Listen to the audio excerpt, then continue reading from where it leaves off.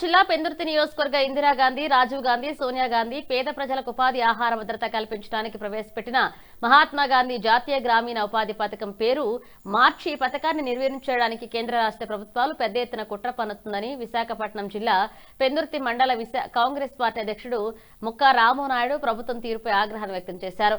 ఆయన పెందుర్తిలో మీడియాతో మాట్లాడుతూ నిరుపేదలు, రైతు కూలీల పని కల్పించి వారిని ఆదుకోవాలనే ఉద్దేశంతో కాంగ్రెస్ పార్టీ అధికారంలో ఉండగా గ్రామీణ ఉపాధి హామీ పథకాన్ని ప్రవేశపెట్టడం జరిగిందన్నారు. ఇక దీని వల్ల సంవత్సరం అంతా పేదలు పనిచేసుకుని జీవనం సాగిస్తున్నారన్నారు.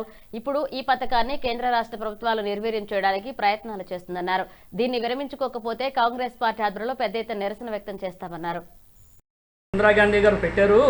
ఆ రోజుల్లోనూ ఇందిరాగాంధీ గారు, రాజీవ్ గాంధీ గారు పేద రైతులకి కూలి ఉపాధి దొరకాలని, రైతాంగాన్ని 120 రోజులు కూలి పెట్టాలని ఉండాలని, రైతులు కూడా ముందు వాళ్ళ తాలూకా ఆశయాలు వాళ్ళ అన్నప్రసాదం దొరకాలని ఈ 3 జిల్లాలు ఉత్తరాంధ్ర, శ్రీకాకుళం, విజయనగరం 3 జిల్లా పేద జిల్లాలకి ఈ పేద ప్రాంతాల్లోనూ ఈ ప్రభుత్వం పెట్టిన ఇందిరాగాంధీ గారు, రాహుల్ గాంధీ గారు దీన్ని కొనసాగించాలని ప్రభుత్వాన్ని డిమాండ్ చేస్తూ కాంగ్రెస్ పార్టీ దీన్ని కొనసాగించాలని నెహ్రూ గారు, గాంధీ గారు తాలూకా ఆశయాలను ఈ పథకం ఇప్పుడు ఎల్లవేళ కూడా కొనసాగించాలని ప్రభుత్వం ఎప్పుడు కూడా పేరు మార్చకుండా గాంధీ పేరునే కొనసాగించాలని కోరుతున్నాను.